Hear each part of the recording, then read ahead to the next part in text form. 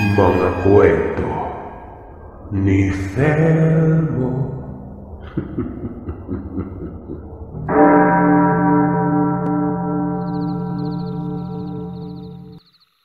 Iba talagang isang tao na bago pa mamatay, merong habilin. Napakasagrado ng habilin na ito na naging pamahiin. Dahil kapag hindi sinunod, may mangyayari talaga.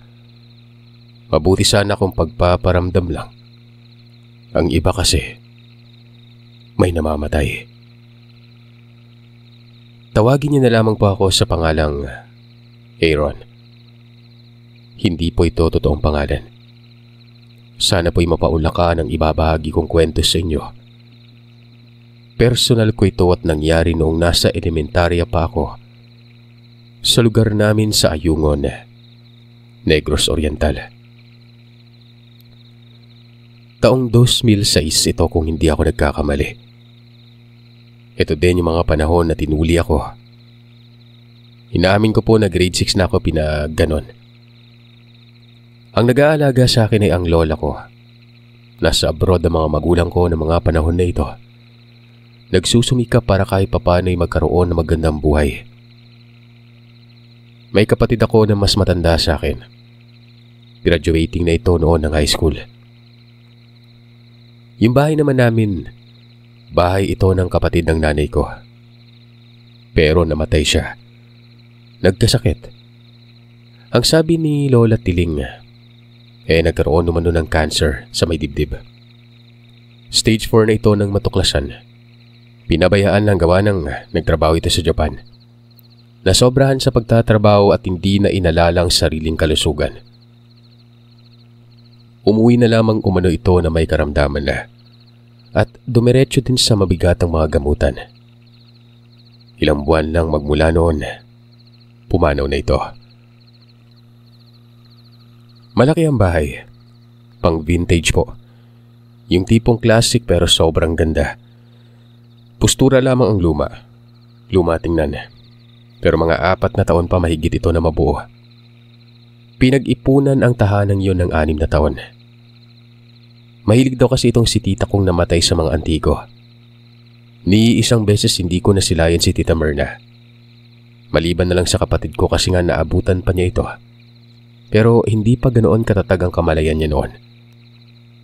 Paslit pa rin kasi ang kuya ko nung namatay si Tia Myrna. Kung titingnan sa malayo ang bahay ay parang mansyon. Pero kapag nakalapit ka, sapat lang ang laki nito. 2 palapag na may 3 silid sa bandang itaas at isa sa ibaba. Yung beranda nito ay diretso yon sa hagdan pababa. Nakaangat kasi ito ng bahagya sa lupa noon. Kumbaga, inabunuhan ng lupa bago pa itayo ang bahay. Ang bawat gilid naman ay may mga tanim na bugambilya. Iba't ibang uri. Nakadepende sa kanilang bulaklak na may iba't ibang kulay. Silyado ang lugar. May bakod pero hindi naman lampas tao. Parang harang lang na bakal tapos matulis ang dulo. Yung sa likod lang ang mataas. Parang firewall yon. Kung naitatanong sa kung bakit itong bahay ay masyado kong idinitalye, dito kasi mangyari ang kwento. Kung susumahin nga may kasama naman talaga ako. Si Kuya Nestor. Kaming 2 ang may karanasan na masasabi kong totoo pala talaga ang ganitong uri ng kababalaghan. Pumanaw si Lola. Dito umuwi ang mga magulang namin. Pero saglit lang. Kumbaga nagpunta lamang para damayan kami at maghinagpis kasama namin. Matapos ng 1 linggo mahigit ay bumalik din sa abroad. Maikli lang kasi ang binigay sa kanilang panahon sa pananatili dito. Sapat lang talaga ng mga sandali hanggang sa libing ng lola. Ngayon, ang humalili sa kanya para mangalaga sa amin ay ang kaibigan naman ng nanay na taga Himalalud. Best friend niya ito at katunayan ninang ko pa. At dahil nga walang hilig sa lalaki ay nanatiling dalaga. At yun na nga, siyang magbabantay sa amin. Tawagin na lamang natin itong Gemma. Tita Gemma. Mabait siya. Kinagtiwala ang nanay namin dito dahil sa kalidad ng pagkatao. Maalaga, mahal niya kami na parang sarili lang naming magulang. May isa pagka-weirdo nga lang minsan kasi nga mapamahiin. Tapos madalas niyang sinasabi sa amin na ito ang manong bahay kung saan kami nakatira. May ibang nakatira pa bukod sa amin. Nararamdaman niya na kasama namin ito kaya nga medyo nababahala siya kapag siya na lang mag-isa ang naiwan doon, lalo na kapag nasa eskwelahan kami ng kuya. Ang ibig niyang sabihin dito, Sir Seth, merong multo. Nasa pagitan ako ng maniniwala at hindi. Paano magkakaroon ng multo doon? Hindi naman ito yung tipo ng tirahan na itinayo pa sa panahon ni Kopong-Kopong. 2 buwan ang nakalipas noon. Napapansin namin na itong si Tita Gemma ay laging balisa. Tahimik ito tapos parang may sakit. Tinatanong naman namin ni Kuya kaso ang sabi lamang nito ay hindi daw siya nakakatulog ng maayos. Sinusumpong umano siya ng sakit niyang insomnia. Pero wag daw naming alalahanin ito dahil sanay na siya dito. Babalik din umano ang pagiging masigla niya matapos lang ng ilang araw. Pero tila ba mas lumala ito? Hindi na lumalabas ng silid si Tita. Labis kaming nabahala nun. Baka kasi napano na ito at ayaw lang magsabi sa amin ng totoo. Ayon naman sa Kuya, hayaan na lang daw muna. Pansamantala ay kami na muna ang aasikaso sa sarili namin at huwag nang iasa muna kay Tita. Para kahit papano ay makapagpahinga ito. Tsaka, kami na din muna ang mag-alaga sa Tita imbis na siya ang mag-alaga sa amin noon. Pero ayos lang kasing mabait ito at talagang parang magulang na namin. Ako ang naglalaban noon. Si Kuya ang tagaluto. Hindi na magkawari ang timpla ng pagkain kaya halos araw-araw kaming nakadilata. Kung hindi corn beef sardinas. Magkakaiba lang ng lasa sa bawat pagluto ng Kuya. May maalat. Minsan parang puro na ng mantika Lumalabas naman ng silid si Tita pero hindi nagsasalita. Alam mo yung parang kaluluwang naglalakad lang ito tapos nakatulala. Yun bang nilayasan ng katinuan? Ganun na ganun. Sinabi ko kay Kuya na ipatingin namin sa doktor. Pumayag ito. Kaya naman pagsapit ng Sabado ay iinaya namin si Tita. Ako na mismo ang unang nagsabi. Habang nangyayari yon ay niyuyugyug ko yung kamay niya. Nakasandal siya sa mahigaan niya doon sa silid tulugan sa baba. Nakayuko ito. Tapos, may amoy na siya, Sir Seth. Mapanghi na may sa pagkasamyo ng dumi. Basta ganun. Tapos nag-aasin-asin na ang balat niya. Yung leeg niya, ang dami pang agit-it Yung dumi na parang lupang naipon. Sinisipat ko yung mukha niya. Hanggang sa napapitlag ako. Paano ba naman kasi? Nakadilat ang kanyang mga mata. Nakabaling sa ibaba. Pero bigla na lang tumitig sa akin. Kitang-kita ko ang mga ugat na mga mata niya. Yung labi niya ay malat at nagbibitak-bitak nun. Kinalabit ko si Kuya. Tapos sinata ko siya. Kuya, ikaw na. Nakakatakot Si Kuya Nestor naman ang sumilip. Maiya ka ba namang pagkatapos nun bigla na lamang itong tumakbo palabas ng silid. Sinara pa yung pinto kung kaya naman nagsisisigaw talaga ako nun. Sigaw na nagmiminatay na ako. Kako, buksan niyang pinto. Nakalimutan niyang naroroon ako nun. Binuksan niya naman ang pintuan. Tapos ay hinila niya ang kamay ko. Dama ko yung panginginig niya nun. Sabay sabi niyang, nakakatakot nga. Pangit niya. Yung mga mata niya parang yung sa mga nakakatakot. Kita mo yung buhok, di ba parang ganun? Hindi naman ako nanonood ng ganun, Kuya Ikaw lang yun. Nakakatakot, Kuya, no? Kung akong tatanungin, Sir Seth, yung postura niya, parang yung sa The Grudge. Pinanood ko kasi yung The Grudge at naalala ko talaga itong nangyari. Katulad ng posisyon noon ni tita. Nasa sala kami noon. Nakaupo sa may sofa. Nakatitig sa pinto ng silid tulugan niya.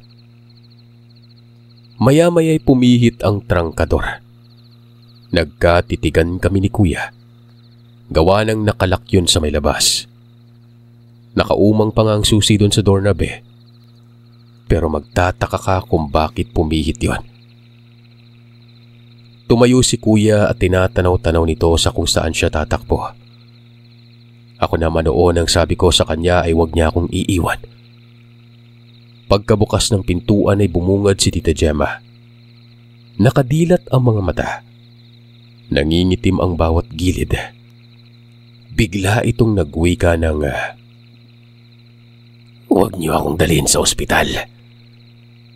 Matapos magsalita ay nagsara ng pinto. At doon ay para kaming mga baliw ni kuya. Yung tipong hindi napapakali. Yung tipong parang tatakbo na hindi. Yung tipong parang gusto nang sumigaw. Lumabas kami ng bahay noon at nagtungo sa gilid. May puno ng nara dito. Magkabilaan kami noon. Pinag-uusapan namin noon sa kung anong gagawin namin. Magsusumbong ba kami? O kami na lang ba mismo ang aasikaso? Kumbaga, hahayaan lamang yun na ganun siya. Hanggang sa napagdesisyonan naming dalawa na hayaan na lang. Wala namang ginagawa kasi sa amin. Ayun, nagpatuloy lamang kami sa pag-aasikaso sa kanya. Kinubli namin ito sa mga kung sinong kakilala namin sa lugar.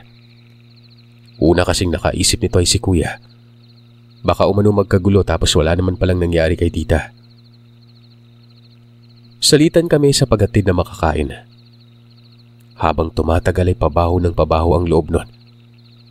Nagsi-CR naman itong si tita pero hindi ito naliligo.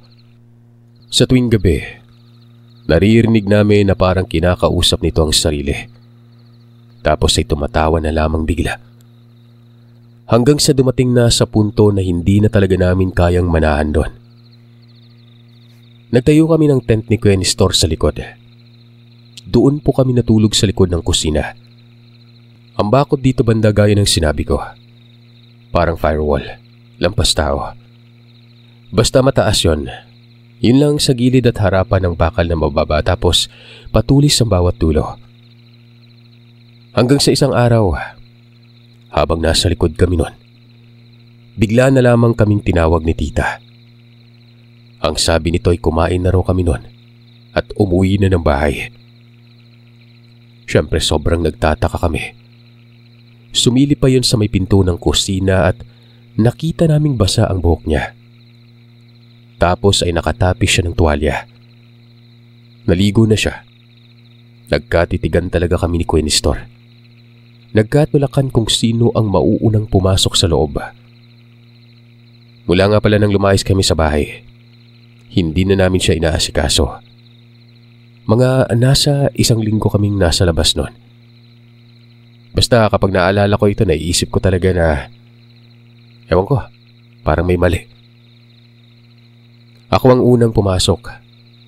Malinis na sa loob. Tapos mabango. Yung silid tulugan ni tita ay nakabukas ang pinto at malinis din. Tinitigan ko si Tita Gemma. Malamlang maamukha niya pero hindi na nakakatakot. Medyo bumagsak ang kanyang katawan. Nakikita ko na kasi yung mga buto niya dito sa ilalim ng leg. Yung sa bandang tadyang. Nagtanong ako, "Kako, ano bang nangyayari sa kanya?" Dugtong ko pa. Alam ba nito ang mga ginagawa namin? "Oo naman, alam kong lahat at nagpapasalamat ako dahil inasikaso niyo ako sa ganun na estado. Mahirap ipaliwanag. Basta may kakaiba sa akin kapag may kakaiba sa lugar. Lalo na kapag may isinasagawa ako." "Nakakalito tita. Natakot kami. Ang pangit mo. Ano po bang sinasabi mong may isinagawa ka po?" Dito na namin nalaman kung sino talaga si tita. Isa siyang medium. espiritista. At ito umano ang dahilan kung bakit hindi niya piniling magkaroon ng asawa. Dahil may kakaiba talaga sa kanya. Noon ay sinusumpong daw siya ng hindi niya mawari kung anong sakit. Para umanong may sumasapi sa kanya. Bata pa siya nito. Hanggang sa nalaman na may abilidad pala itong si tita. Sobrang lakas umano niyang humatak ng espiritual na enerhiya.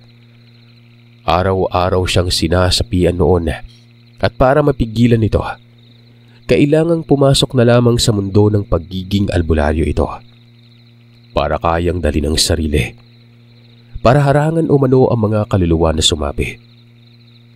Kadalasan sa mga ito yung kaluluwang masasama. Para umanong portal ang kanyang katawan. Dagdag pa ni tita, hindi na daw siya yung nakita namin. Ibang katauhan na daw yon at ito umano ang nakatira sa bahay. Pero pinipilit niyang kontrolin ang kanyang sarili para lang hindi kami masaktan. Nagpatuloy sa pagsasalisay ang tita. Inalam niya kung sino ang nananahang kaluluwa. Nagritual umano siya, pero hindi niya umano makilala. Doon na siya nagsimulang mabagabag. Hindi na umano siya nakakatulog ng maayos. Nagbalik umano ang sakit niya noong kabataan pa. May sumapi daw talaga sa kanya at ito na ang nasilayan namin noon. Kinikilabutan ako na malaman ko ang lahat ng ito. May kakaiba pala sa kanya. Siguro, gumagaling na lang siya ng kusa. Yan ay kapag umalis na ang sapi sa kanyang katawan. Ultimong si kuya ay nakikinig din ng mga panahon na ito. Magpaganon pa man ay medyo gumaan ang pakiramdam ko. Pero sa tuwing naaalala ko ang tagpong yon, natatakot talaga ako. Hindi nga ako pumapasok sa silid ng tita eh. Hanggang sa isang gabi nun, nasa kasagsagan kami ng pagkatulog ni kuya. Sa itaas ng bahay ang silid namin banda. Sa gitna yun gawa ng lumipat kami. Dapat nasa may harapan kaso natakot na kami kasi nga ang lalaki ng mga bintana doon eh. Kahit isara pa ay tagusan ng salamin. Maliwanag pa naman sa kalsada. Tapos ay kinikilabutan kami kapag sumasayaw ang kortina ng kusa. So ayun na nga. Nagising ako noon kasi nga may kumalampag. Sa silong ito banda. At kung hindi ako nagkakamali, sa silid tulugan ito ng Tita Gemma. Pinukaw ko si Kuya Nestor. Sabi ko ay may kumalampag sa baba. Malakas at parang may nangyayaring hindi maganda. Ay naman sa kuya ko ay suriin ko daw. Ako pa talaga inutusan siya naman dapat kasi mas matanda siya sa akin, di ba? Bumalik lang sa pagkatulog ito. Sinisipa-sipa ko pa kasi nga bukod sa narinig kong kalampag, meron pang ungol. Natatakot talaga ako noon ng gusto, pero ayaw talagang magising nito. Hanggang sa pagkatapos ng ungol na yon, awit naman ang naririnig ko. Parang hele. Yung parang nagpapatulog ng bata. Ang masaklap. Kahit takpan ko ang tenga ko ay naririnig ko pa rin yon. Hindi ako sigurado kung nabaliw lang ako noon pero naroroon talaga ang hele. Hanggang sa medyo nainis na ako kaya lumabas ako ng silid. Kumuha ako ng walis tambo. Sakaling may hindi magandang makita ako ay ihahambalos ko na lamang talaga. Dahan-dahan akong humahakbang pababa ng hagdan. Kapit na kapit ako sa railings ng hagdan. Hanggang sa nasilayan ko na ang kusina. Ito kasing hagdan ay nakaharap sa likod. Yung tipong may sapag ka, mapamahiin din ang pagkabuo. Di ba nga may sumpa umano kapag nakatapat sa pinto sa harap, lalo na kapag may salamin. Sinisilip-silip ko na noon ang sala. Madilim. Sobrang dilim na ni ultimong konting detalye ay hindi ko makita. Bumuntong hininga ako tapos sirit ng takbo patungo sa switch ng kusina. Hindi nagbubukas ang ilaw. Lumipat ako sa sala. Mabilis yon pero hindi pa rin nagbubukas ang ilaw nun. Para bang brown out. Napalunok talaga ako ng laway nun. Tatakbo sana ako pabalik noon nang masilayan ko naman na may liwanag doon sa siwang mula sa ilalim ng pinto sa silid-tulugan ng tita na para bang galing sa kandila. Gumapang ako. Wika ko sa sarili. Huwag naman sana akong kasalubungin ng kakaiba. Nang makarating na ako sa pinto nun, sinilip ko ang siwang. Hindi ko makita kung ano ang nangyayari sa loob gawa ng nakasalampak talaga sa sahigang siwang na yon. Ang nakikita ko lang ay amag ng kandila na sumasayaw-sayaw. Hanggang sa hindi ko sinasadya noon na itulak ko ang pinto. Umabante ito ng konti. At dito ay nakita ko ang higaan ng tita. Sa parting itaas sa uluhan ng katre lamang ito. Kaya naman itinulak ko pa pero kontrolado ko na ang pinto nun. Dito ay nakita ko ang tita Gemma. Nakatayo siya sa dulo ng katre. Nakadipa ang mga kamay niya. Nakatingala. Ang mga mata nakapikit nun. Bumubuka-buka ang bibig niya. Dito nanggagaling ang hele. Si tita pala yun. Pero ang tanong, saan nanggaling ang kalampag? Naisip ko na baka nalaglag si tita doon sa kung anong kalokohang pinagagagawa nito. Hinahanap ko ang kandila hanggang sa ganoon na lamang ang panlalaki ng mga mata ko. Nasa harapan niya ito. At alam niyo ba kung anong nangyari? Nakalutang ang kandilang yon. Itim na kandila na parang may nakahawak dito na hindi makikita. Hindi ako sigurado kung ganun ba o may tali lamang ito kaya lumulutang yon. Sinigurado ko talaga. Lumulutang nga. Para bang umaalon-alon pa ito. Sumasabay yon sa namumutawing hele mula sa bibig ni Tita Gemma. Nanonood lamang ako. Hindi ako lumilingon sa likuran. Baka kasi may katabi pala ako eh. Baka may nakadungaw doon at sumambulat pa ito sa mukha ko kapag lumingon ako. Para talaga akong pusa nun na nakalamukos doon sa gilid lang ng pinto. Matagal yun. Nangangawit na nga ako eh. Hanggang sa nakaramdam ako ng tila may nakahawak sa balikat ko. Mabigat. Hindi ako nakagalaw. Napapamura ako. Ano kaya itong nakahawak sa akin? Nasa pagitan ako noon na gusto ko nang sumigaw o hindi. Pero paglingon ko dito, sarap talaga sundutin ng mga mata.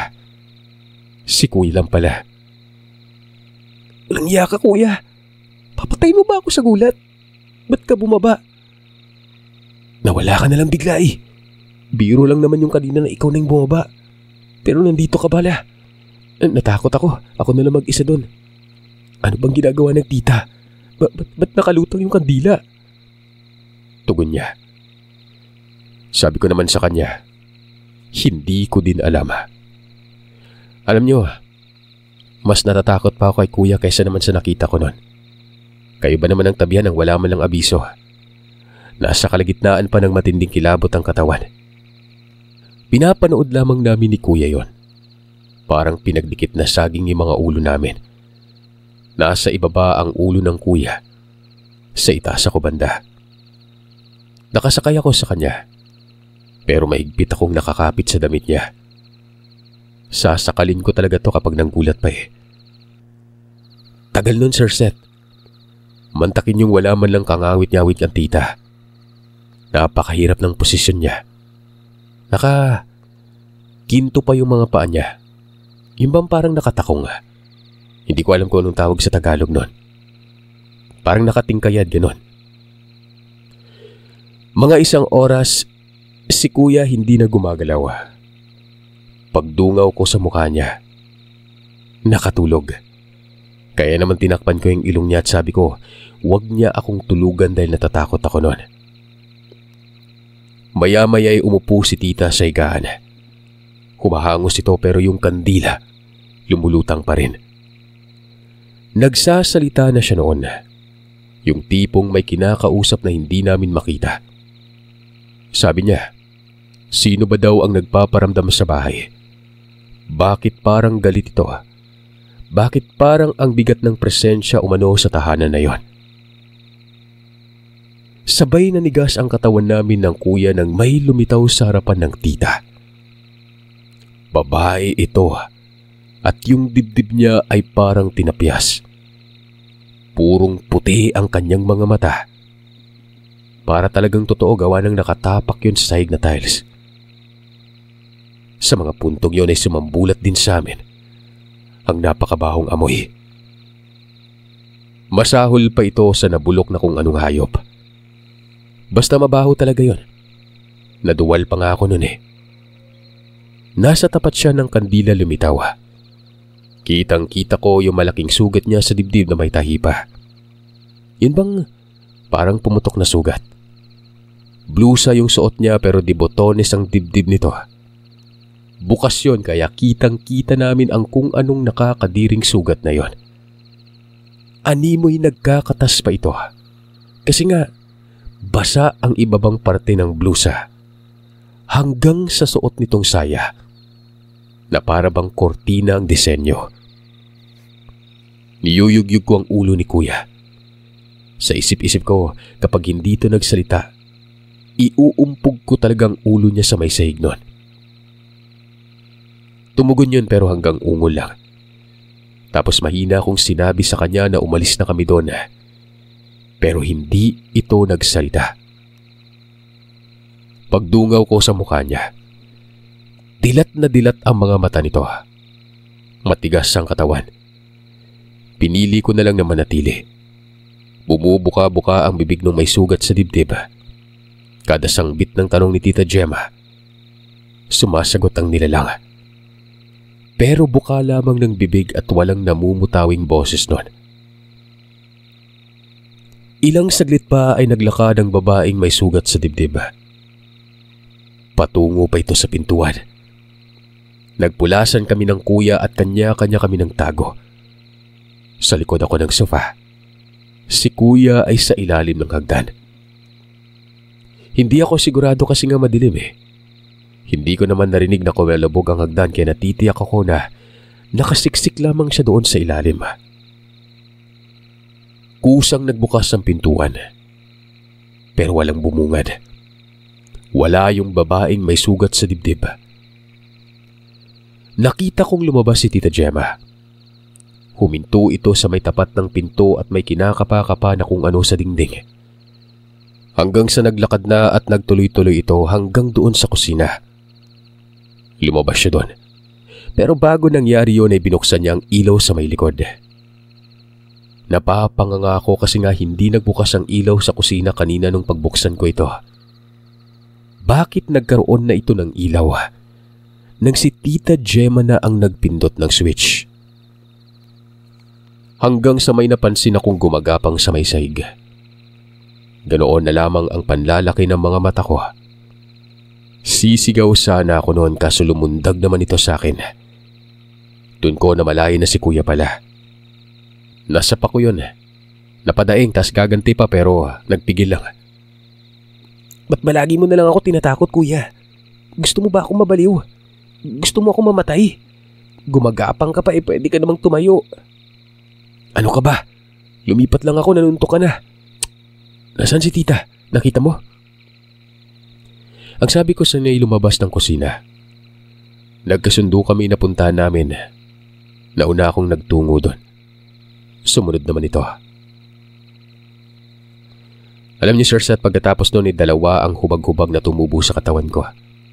Ang isa nasa kanang pisngi ng puwet ko, habang ang isa naman nasa kilikili. Lumabas ako sa likod. Hinahanap ko si tita sa may puno ng nara. Pero wala naman siya doon. Itong si kuya ay tinutulak-tulak pa ako. Siya naman dapat ang nauuna pero duwag eh. Kung sa bagay duwag naman talaga siya. Tumakbo kasi ito nang may nakasuntukan noon sa kalye. Naglakad kaming dalawa ng dahan-dahan patungo sa harapan. Wala talaga si tita. Ako naman na itong nasobra na sa tensyon. Tinanaw-tanaw ko sa ibabaw ng puno ng nara. Para akong baliw na hinahanap ang tita ko. Habang ito namang si Kuya Nestor, sinusuri ang mga tanim na bugambilya. Nakarating na lamang kami sa may gate banda ay hindi pa rin namin nakikita si tita noon. Nakakandado naman ang trangkador ng gate. Nasaan na kaya si tita, kuya? Hindi ko alam. Ba't ka ba nagtatanong? Umuwi na lang kaya muna tayo. Bumalik na lamang kami noon pero pagbungad naman namin sa likod. Nakapatay ang ilaw. Nakasara ang pinto. Sinusubukan naming puwersen ni kuya pero nakasara talaga. Mapapaiyak na ako noon. Papanong nagsara? Papanong namatay ang ilaw? Ang ibig sabihin ba nito'y nakapasok na si tita sa loob? Yan ang mga katanungan sa isip ko. Pero patuloy pa rin kami sa pag-iingat at hindi talaga kami nag-iingay. Hanggang sa nahagip ko ng tingin si tita doon sa gilid ng tent namin ni kuya. Nakatiklop na yon. Doon yun sa likod ng bahay, diba? Nakatayo lang si tita doon tapos nakadipa at nakatikayad na naman ang kanyang mga paa. Nakatingala din ito na walang pinag-iba sa itsura niya doon sa loob ng silid. Napasilip kami ng gusto ni Kuya Nestor noon para mas maging malinaw. Nanatili kaming tahimik dalawa. Hanggang sa pumihit ang katawan nito at nakaharap na yon sa pader. Nagkakalabitan kami ni Kuya. Nakakapangilabot yung ginagawa niya. Hanggang sa hindi namin mapagtanto nang bigla na lamang nagkaroon ng ilaw sa kanyang harapan. Nakita naming muli yung nakalutang na kandila. Dinig ko ang pagmumuni-muni ng kuya ng pagmumura. Ako naman noon, sinisiko ko siya kasi nga tinutulak niya ako noon. Siya na kasi ang nakapatong sa akin ng mga panahon na ito. Ayan na naman siya. Panigurado lilitaw na naman yung nakakatakot kanina. Sabi ni kuya. Ganun din ang naiisip ko. Itong kandilang nakalutang, hindi na yung kulay itim. May isa pagkadilaw na ito. Yun bang parang ginagamit na pangkaraniwan sa sementeryo? Kung hindi kasi dilaw, diba puti? Tsaka payat din ang kandila. Hindi katulad noong kanina na parang 3 daliri ko ata ang kapal nun. Mga ilang minuto, unti-unting bumababa patungo sa lupa ang kandilang yon. Walang may hawak nito. Hindi ginagalaw ni Tita Gemma. Hanggang sa sumayad na yun sa lupa na parabang itinirik ng kusa. Dito na namin nakita si Tita Gemma na ibinababa niya na ang kanyang kamay. Tapos nangungusap na ito. Kumukumpas ang daliri at ang narinig naming sinabi Dito ka pala. Dito mo pala piniling magpalibing. Bakit ka naman galit? Ikasama mo naman lagi ang pamilya mo. Bakit ba namatay ang nanay mo? Gusto mo din siyang dito ilibing. Pero hindi na pwede yon. Tsaka wala namang bili ng nanay mo. Tanggapin mo na lang. Narito naman ang mga pamangkin mo. Natakot patuloy sila. Kung hindi ako nagkakamali, yun pala si Tita Merna. Nagkatitigan kami ng kuya noon. Alam kong naiintindihan niya din ang pangungusap na ito. Ibig sabihin ay doon lang mismo sa tinayuan namin ng tent, inilibing si Tita Merna. Doon pa kami nagbakasyon. Nakatapat talaga ang tent kung saan yun ang sinasabi ni Tita Gemma. Sa ilalim lang talaga ng tent. Ilang mga sandali pa, pinatay na ni Tita ang kandila. Nagdasal ito doon. Habang nagdadasal ito ay bigla na lang natahimik. Lumingon ito sa amin na siya namang ikipinapitlag namin ng Kuya Nestor. Kayong dalawa, ang kukulit nyo. Kanina ko pa kayo nararamdaman. Nakamasid kayo sa ginagawa ko. Ron, Yun na ang mga ginagawa ko na tinatanong mo sa akin. Tinutulungan ko ang mga kaluluwa para matahimik. Sinara ko yung pinto kasi distorbo na kayo.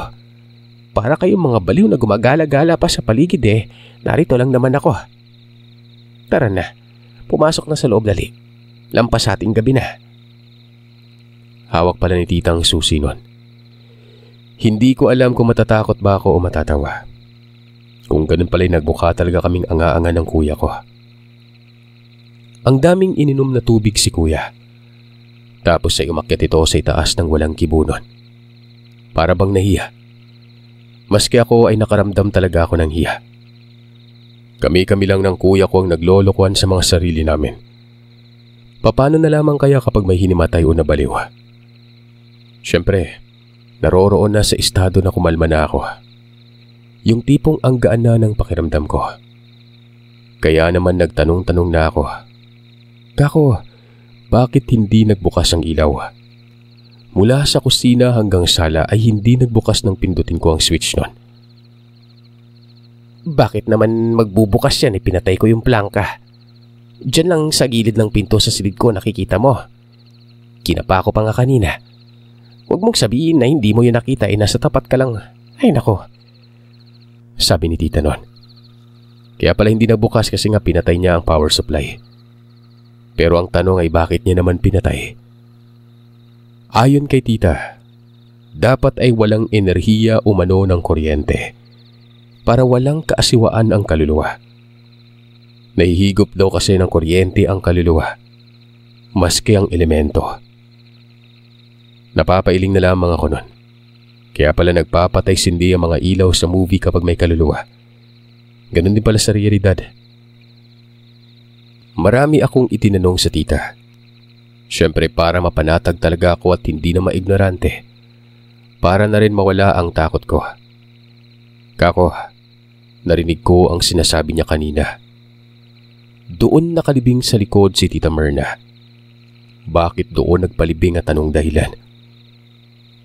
Ayon naman dito kay Tita Gemma. Nagsusumikap daw sa trabaho si tita para makapagpatayo ng bahay na pinapangarap niya. Naipatayo nga niya ito pero hindi niya naman matitirahan dahil may taning na ang kanyang buhay. Humiling ito na hanggat maaari kapag namatay daw siya. Dito lang sa paligid ng bahay ililibing. Nakikiusap daw ito dati kasi nga hindi pumayag ang pamilya namin. Pero dahil sa huling habilin nito, may nakapagpayong albularyo na sundin na lang kesa naman magparamdam ito at talagang mananakot sa kung sino. Kaya ayun, sinunod na lamang nila. Pero pinamisahan ito sa pari bago ilibing. Kumbaga, secret burial. Walang ibang nakakaalam nito maliban na lamang sa miyembro ng pamilya. Doon daw ito namatay sa silid tulugan kung saan ito ang ginagamit ni Tita Gemma. Ganun umano ang mga kaluluwa. Kung saan namatay, doon nagpapakita. Kung ano ang itsura ng kaluluwa o aparisyon, yun din umano ang huling mga sandaling namatay ito. Breast cancer ang ikinamatay at yun umano ang itsura nito noong ipinikit na mga mata. Bagay na napagtanto ko sa kasalukuyan na totoo ang mga sinasabi ng tita. Tama naman kasi buhat ng nagsaliksik talaga ako nun. Tugmang-tugma. Kung ano talagang itsura sa pagkamatay, yun ang lalabas sa aparisyon. Kaya yung nakabarong sa kwento-kwento na nagpaparamdam, ewan ko. Isipin nyo na lang na kalokohan na yung ganyan. Kung ganun pala sa hindi pala namatay na kabarong at yung barong panglibing pa. Ayon kasi kay tita, halimbawa ay nabaril sa ulo, yun din umano ang aparisyon. Maging yung nasunog, yun din na makikita. Ang pagpaparamdam doon ay puro aparisyon. Example, yung ozone disco, di ba? Puro sunog yung mga tao. At marami pang iba. Mula ng araw na yon ay araw-araw din kaming nagsisindi ng kandila sa puntod ni Tita Myrna. Kaya pala nagparamdam kasi nga gustong makatabi ang nanay niya o ang lola sa piling namin sa imlayan niya. Parang sa buhay din ito. Sino bang hindi gusto makasama ang mga magulang sa ipinatayo mong bahay na may pagmamalaki nila, di ba? Di ba lahat naman siguro tayo? Ganun ang pangarap natin para makaganti man lamang sa pagpapalaki nila habang buhay pa sila noon. Sa ngayon ay naririto pa rin ako nakatira. May asawa na at alam niya ang patungkol sa nangyari sa amin noon. Si kuya naman ay nagtayo ng bahay sa gilid lang. Nagsama-sama na kaming lahat doon. Ang mga magulang namin kasama din namin. Si Tita Gemma ay nagkaroon ng asawa. Kami din naman nagtulak at naganap ng taong manligaw sa kanya. Ano ba klaseng rason yan dahil lang sa kakaibang abilidad niya ayaw niya magkaroon ng kalaro sa katre. Siyempre, deserve niya rin magkaroon ng asawa. Nabiyayaan sila ng isang anak. Sa ngayon ay hindi ko alam kung nasaan na siya. Pero balita ko ay nasa Iloilo daw. Kung nasaan ka man ngayon, tita, maraming salamat sa iyo. Kahit na tinakot mo kami noon.